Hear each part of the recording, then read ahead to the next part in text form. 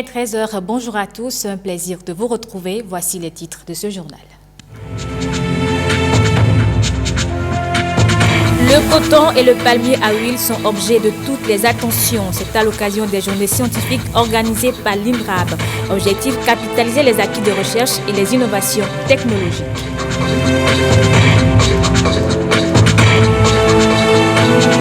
Du confort pour la police fluviale et maritime du Bénin dans la sécurisation des eaux. Il se traduit par un nouveau hangar à bateau, un don de l'ambassade des États-Unis d'Amérique.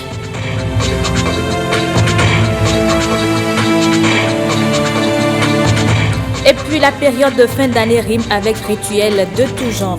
Dans les couvents et autres lieux de culte, c'est déjà la purification. Gilles Dansou s'est intéressé au sujet.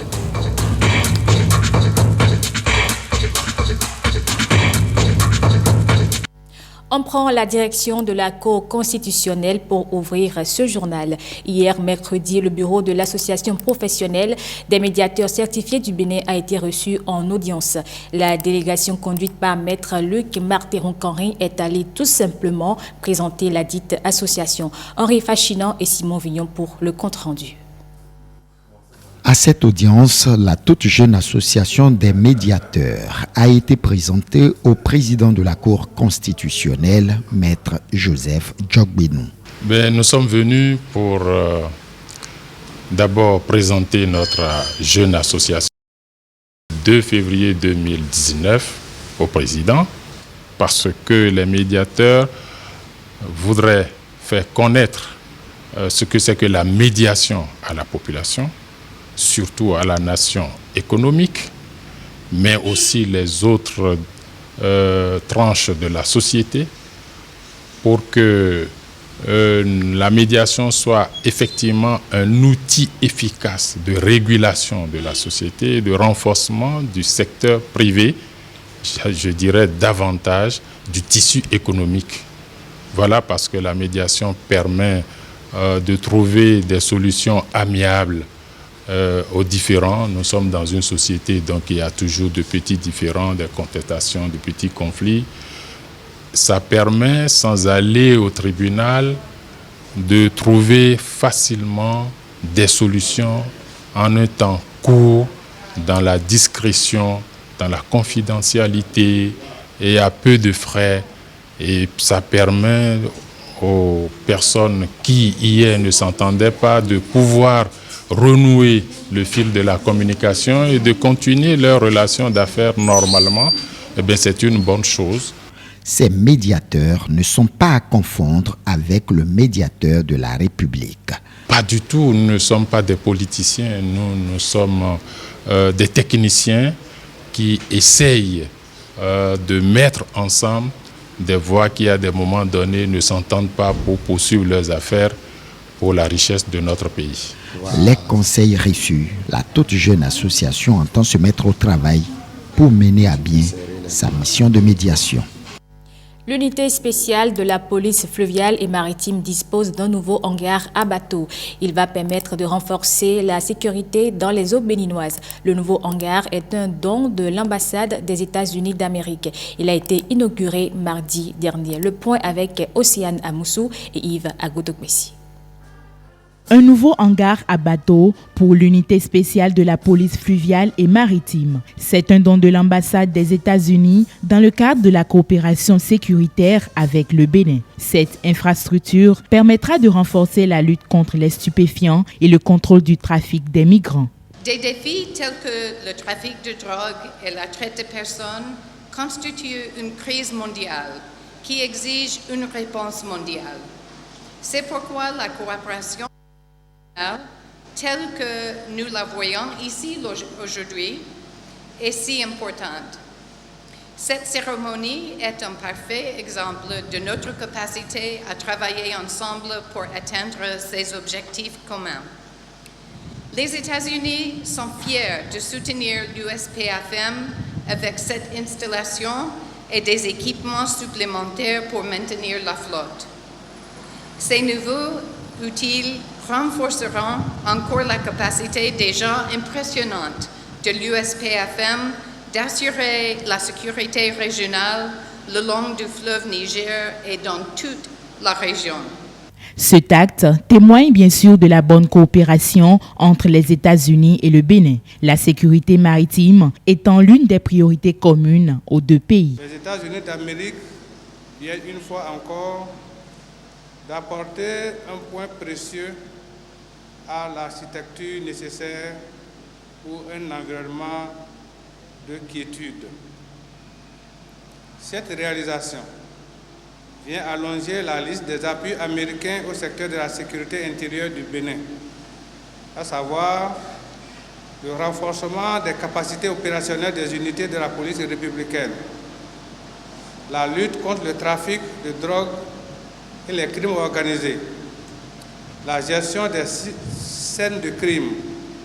Le Bénin, notre pays, se réjouit de cette excellente relation qu'elle entretient avec les États-Unis d'Amérique.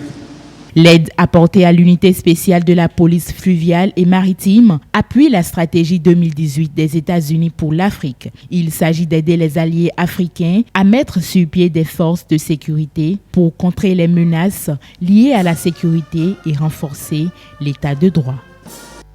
L'Institut national des recherches agricoles du Bénin, coordonnateur du système national de recherche agricole du Bénin, est honoré par la tenue des journées scientifiques sur le coton et le palmier à huile. Elles ont démarré depuis mardi et visent à capitaliser les acquis de recherche et les innovations technologiques. Marcel Arrossi pour les détails. Coton et palmier à huile, deux filières sur lesquelles est axé le développement de l'agriculture au Bénin. Un secteur qui, à lui seul, peut contribuer jusqu'à hauteur de 25% au produit intérieur brut, selon un rapport de l'USAID. Il est soutenu par la recherche agricole qui génère des connaissances et des innovations. J'aurais bien aimé que cette conférence ne se porte pas que sur le palmier et le coton, et que ça adresse aussi la culture maraîchère. Mais puisque Kitro embrasse mal les trains, nous avons rétréci le champ sur le coton et le palmier à huile. Ces deux cultures donc sont aujourd'hui deux filières phares de l'économie du Bénin. C'est pourquoi ils figurent en bonne place dans le volet agricole du Bénin révélé. Pour le ministre en charge de l'agriculture, ces journées initiées par l'Institut national des recherches agricoles arrivent à point nommé. Le colloque permettra, j'en suis certain, tirant leçon du passé, de définir de manière concertée les nouveaux axes de recherche et les nouvelles collaborations à nouer au fin d'obtenir les meilleurs résultats pour le bien des populations et de l'économie de mon pays, le Bénin. En rappelant que le palmier à huile a fait l'objet d'un développement volontariste au Dahomey entre 1818 et 1858, le ministre confirme que le coton constitue aujourd'hui la première spéculation d'exportation pour le Bénin. Il se réjouit des dernières performances et prévoit plus grand. La prévision que nous faisons pour la campagne en cours est d'au moins 750 000 tonnes avec des intentions bien claires et bien affichées d'atteindre 1 million de tonnes sans augmenter les emblavures. Nous devons travailler fortement sur la productivité, sur le rendement à l'hectare. Ces journées scientifiques permettraient aux différents acteurs du monde agricole de prendre connaissance des acquis de la recherche sur le coton et le palmier à huile afin de mieux penser le développement de ces filières. Chaussures, pailles tissées et autres produits d'usage, tous ces articles sont disponibles à la foire Expo Daro. La foire est une initiative de Benibiz. Elle a lieu sur l'esplanade de Canal Olympia Ologuédé et toute la durée de l'exposition des formations à l'entrepreneuriat sont prévues. On fait le point avec Robert Copin-Edor. C'est parti pour la première édition de la foire Expo Daro. Il s'agit d'un rendez-vous commercial et festif qui se donne les moyens d'attirer les visiteurs, de valoriser l'identité béninoise et de promouvoir l'entrepreneuriat. Expo Daro, c'est la suite logique de l'accompagnement que le projet Benibiz donne aux entrepreneurs locaux, des entrepreneurs qui sont répartis sur tout le territoire béninois. Après l'accompagnement que nous leur donnons, c'était normal pour nous de leur donner l'opportunité, l'occasion de faire découvrir les produits qu'ils offrent au public. C'est également le lieu de jauger le niveau de l'entrepreneuriat béninois. Nous testons aujourd'hui sur le marché béninois. Je dis testons parce que Chaque pays est différent, chaque pays a ses approches différentes. Donc nous testons sur le marché béninois aujourd'hui. C'est un mélange de formation en groupe et de coaching individuel avec les entrepreneurs. Mais la différence, c'est que nous abordons uniquement les compétences de base, et vraiment les compétences de base de la gestion d'entreprise. L'entrepreneuriat, ça ne s'étudie pas nécessairement, ça se teste, on prend des risques. Et donc pour leur faire prendre conscience qu'en retravaillant un petit peu ces bases, très très simples, ils peuvent augmenter leurs ventes, leur chiffre d'affaires, sans avoir besoin d'aller voir une banque ou un financier. Outre les merveilles des exposants, des jeux de divertissement et un concert géant vont meubler ces 5 jours de manifestation. Et puis les nouvelles de la COP25 dans ce journal. La dégradation des terres cause d'énormes pertes financières et expose les populations à l'insécurité alimentaire. Face à cette réalité, le Bénin à la COP25 à Madrid propose des pistes de solutions pour sauvegarder une partie des 63% de terres arables sur son territoire. À l'image de l'Ouganda, de l'Éthiopie et d'autres pays africains, le Bénin veut revenir aux pratiques culturelles endogènes. William Tchouki. Le gouvernement du Bénin à mettre un accent. Plus de 280 milliards de francs CFA perdus chaque année à cause des mauvaises pratiques agricoles. De faramineuses sommes d'argent parties en fumée pour cause de dégradation des terres. Pire, elles approvissionnent les populations et étalent le lit de l'insécurité alimentaire en Afrique. Le Bénin a non seulement exposé les impacts de ce comportement, mais il a aussi présenté les méthodes en cours d'expérimentation pour restaurer une bonne partie des 63% des terres arables du Bénin détruites. Cet aspect nous a permis donc de promouvoir les technologies innovantes pour pouvoir passer à la restauration donc des terres dégradées. Luc Nyakadia, ancien ministre de l'Environnement et expert international, assurait la modération de ces échanges, portait aussi sur le financement climat, un sujet de toutes les discussions à cette COP de Madrid. On a observé au Bénin, par exemple, que entre 2000 et 2010, le coût de la dégradation des terres en termes socio-économiques a été évalué à 8% du PIB du Bénin en valeur de 2007. Comment on fait pour changer ça? Comment on fait pour accroître la restauration des terres? Avec quel mécanisme?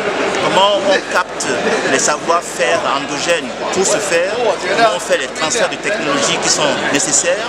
Comment on fait aussi pour gérer le risque? Comment on fait pour que les acteurs puissent avoir accès à des mécanismes qui existent?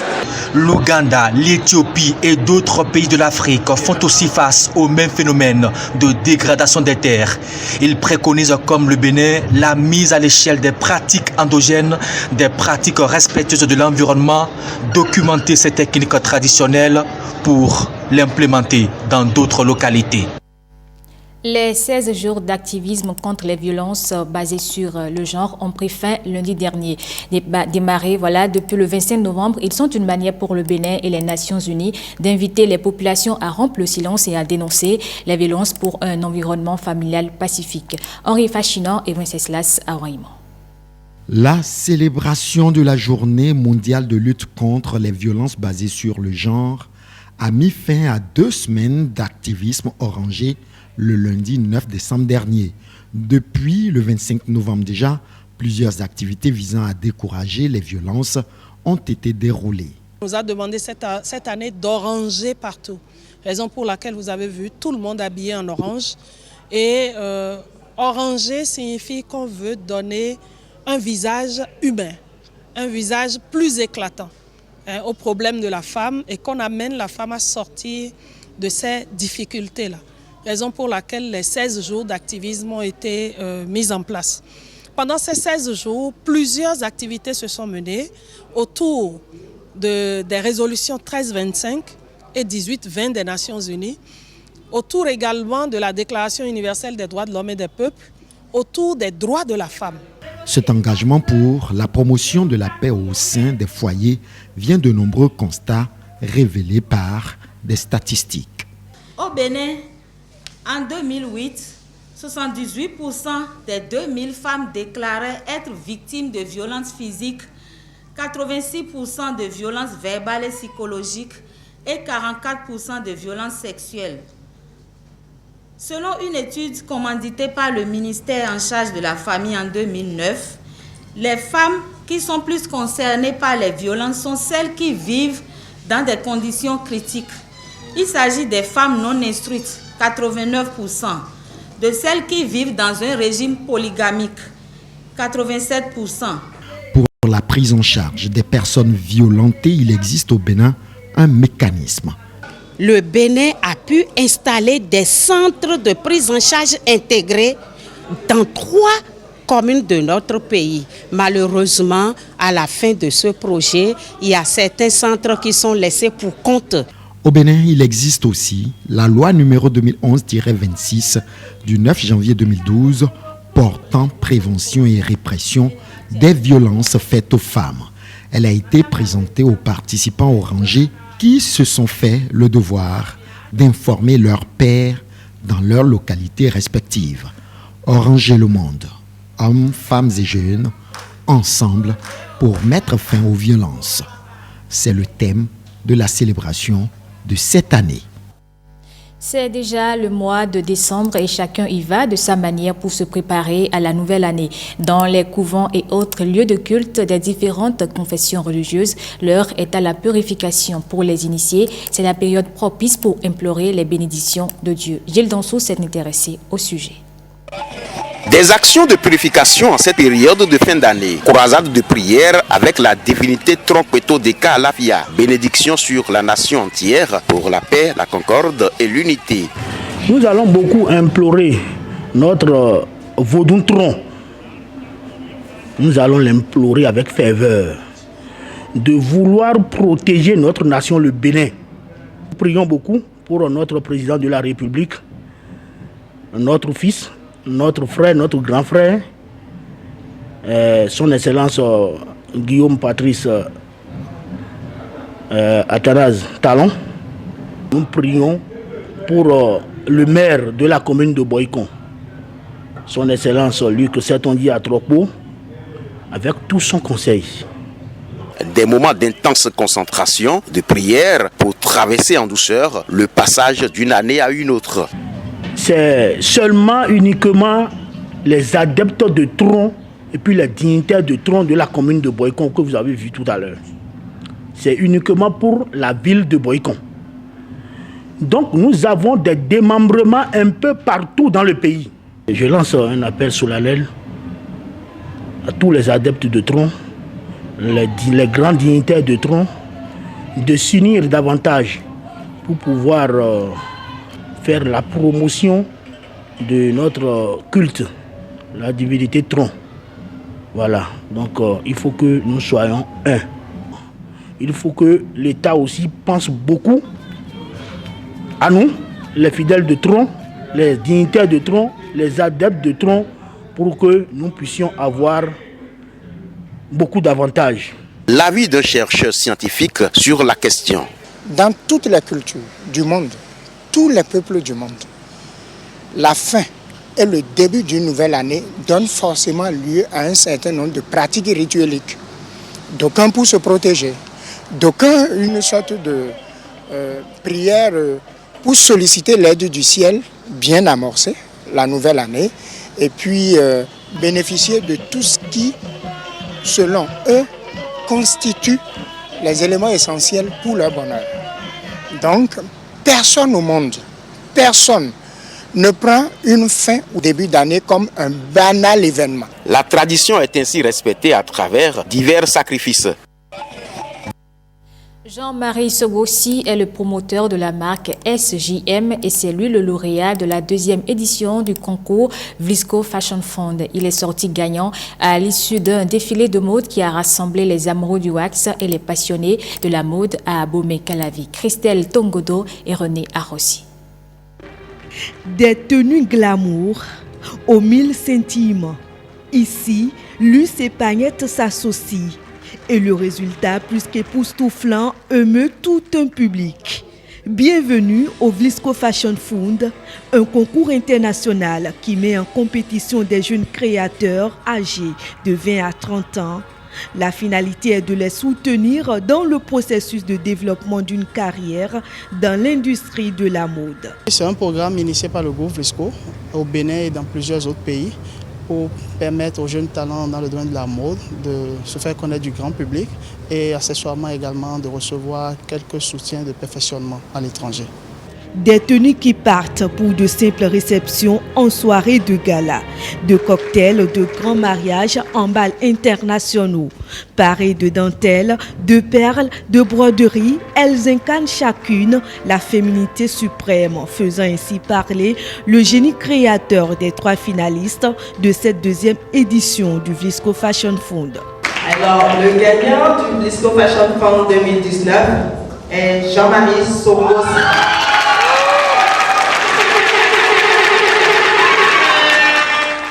Pour sa création, le promoteur de la marque SJM, le finaliste numéro 2, s'est inspiré de la femme qui donne naissance aux jumeaux.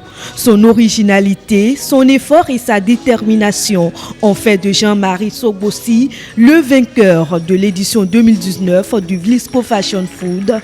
Il reçoit un chèque de 3 millions de francs CFA, un cours de formation professionnelle de 2 semaines aux Pays-Bas et 29 yards de produits imprimés Vlisco. Je suis super reconnaissant, super ravi. Je suis une personne passionnée d'art, de culture, de façon générale, tout type d'art. J'ai voulu travailler de façon exhaustive sur la thématique liée au culte des jumeaux. Ça a coïncidé effectivement avec cette année où c'est l'anniversaire de décès de mon grand-père. 20 ans, il était jumeau, il s'appelait Agossou et sa jumelle Agossi. Donc je me suis dit, je vais travailler en 2 temps, de façon exhaustive et de façon spécifique. Donc j'ai abordé la thématique de façon générale et je l'ai rendu également spécifique par rapport aux jumeaux Agossou et Agossi. Il y a eu des épreuves théoriques où ils ont défendu leur projet. Il y a eu des épreuves théoriques également où ils ont parlé du thème qu'ils ont choisi pour la collection. Sur toute cette base, on a pu les noter et c'est le point, le total qu'ils ont rassemblé qui a pu déterminer le gagnant, le 2e et le 2e ex-aequo. Pour prendre part au jeu concours Vlisco Fashion Fund, les candidats doivent être capables de coudre leurs propres vêtements. Ils sont ensuite invités à un entretien et à un test de couture, processus au bout duquel sont sélectionnés 3 candidats comme finalistes par catégorie. Le réseau MTN Bénin a procédé à la remise de l'eau aux gagnants du jeu Tombola MTN Millionnaire à Parakou. Remise plutôt symbolique au cours de laquelle de nouveaux gagnants ont été tirés au sort. Vitis Ahoré et Benjamin Denayon pour le public reportage. 1 million de francs CFA pour chacun des 4 gagnants du jeu MTN Millionnaire au titre de plusieurs tirages journaliers. La promo MTN Millionnaire est une promo que nous avons lancée depuis le 23 octobre 2019, qui est une promo qui permet à récompenser nos abonnés pour leur fidélité au cours de l'année 2019 et également de les accompagner pour cette fin d'année 2019. La promo va durer 90 jours et sur ces 90 jours, nous attendons 94 gagnants. À ce jour, nous avons déjà eu à tirer 42 gagnants qui sont partis chacun avec une somme de 1 million de francs CFA cash sur leur compte MTN Mobile Money. Ces 4 gagnants sont venus de Materi, Kandi, Dassa et Parakou. Le plus jeune est celui-ci, élève en classe de terminale dans un orphelinat à Materi. Je me rappelle, il était 12h30, 13h. Quand on rentrait, on partait déjà. Et le jeune homme que vous voyez là s'est approché de nous. Il nous a montré son téléphone avec un message qui était celui que MTN envoie officiellement lorsque vous gagnez le million. Alors, moi j'ai lu le message, je lui ai demandé, mais tu viens de le recevoir? Il m'a dit oui. Tu es pensionnaire de l'orphelinat? Il m'a dit oui, qu'il est en classe de terminale et qu'il vient juste de rentrer de l'école. Alors j'ai appelé le responsable d'entité, donc le prêtre qui s'occupe de l'orphelinat, pour dire, MTN ne fait rien au hasard. C'est Dieu, c'est la grâce divine qui nous accompagne. On est venu pour vous offrir quelque chose pour l'orphelinat, pour le bien-être des enfants. Et Dieu n'était pas encore satisfait de tout ce qu'on a eu à faire, il a voulu encore compléter. Vraiment, je suis en joie aujourd'hui. Les 1 million vont m'aider à continuer mes études et aller plus loin. Je dois d'abord remercier MTN d'avoir organisé MTN Promo Millionnaire. Je l'ai appris à la télé. Les 1 million vont m'aider à améliorer un peu mon cadre de vie, c'est-à-dire la maison où je vis. Je vais réparer ça correctement. À cette remise symbolique de l'eau, le tirage des gagnants du 4 et 5 décembre 2019 est fait sous le contrôle de ce huissier de justice. Pour participer à cette promo, il suffit tout simplement de taper étoile 760 dièse ou d'envoyer OK par SMS au 70 60 et tout ceci à un coût forfaitaire de 100 francs CFA. La Loterie nationale du Bénin est le partenaire de MTN pour le grand jeu Tombola, MTN Millionnaire. Oui, oui, oui. Jean Afokba, cultivateur, et Anangonou Rancho, vendeuse de poissons, sont aussi deux heureux gagnants de la promo MTN Millionnaire. Ils ont reçu leur gain en présence d'un huissier de justice à l'agence MTN de Boycon. Plus de détails avec Ronald Robinson et Théodore Kandieko. Pour être plus proche de ses clients gagnants de la promo MTN Millionnaire, les responsables de MTN délocalisent la remise des lots. Dans les régions Zou et Collines, des 3 gagnants de 1 million attendus, 2 sont présents, a constaté l'huissier de justice, Maître Brice Tokpano. Gagnant de la journée du 5 novembre, 96 29 85 06. Pour la journée du 12 novembre, 96 47 14 13. Et enfin, le gagnant du 23 novembre, qui, je le disais, toujours attendu, il s'agit de l'abonné 90 79 49 15. Un transfert d'1 million de francs CFA réalisé sur place sur le compte des 2 gagnants excite leur joie. 100 francs par jour, là, ça ne dit rien. Donc, c'est ainsi que j'ai commencé à jouer. Après 2 semaines, j'ai vu un numéro qui m'a appelé en me disant que j'ai gagné 1 million. Aujourd'hui, j'ai vu qu'effectivement, on peut gagner 1 million à MTN. Je suis très content, très content. Parce que le temps que je traverse là, c'est trop dur. Toujours en présence de l'huissier de justice, les tirages au sort des gagnants du 29 novembre au 3 décembre sont réalisés. Dans cet ordre, gagne chacun la somme de 1 million de francs CFA. Les abonnés titulaires des numéros ci-après: le 91 74 72 66, le 90 90 94 28, 66 96 90 63, le 66 31 07 40 et enfin le 90 93 12 86. Pour y jouer, c'est simple, étoile 760 dièse ou OK par SMS au 70 60 à un coût forfaitaire de 100 francs CFA. Vous pouvez aussi vous rapprocher des vendeurs de crédit qui sont à votre proximité pour acheter la promo, c'est à 100 francs seulement. Et quand vous gagnez avec MTN Bénin, un seul numéro vous appelle, c'est le 97 97 0001. Réalisée en partenariat avec la Loterie nationale du Bénin, cette grande tombola dénommée Promo MTN Millionnaire, qui a débuté le 25 octobre 2019, prend fin après 90 jours. Et voilà qui met un terme à ce journal. Merci de l'avoir suivi et surtout prenez du plaisir sur l'ORTB.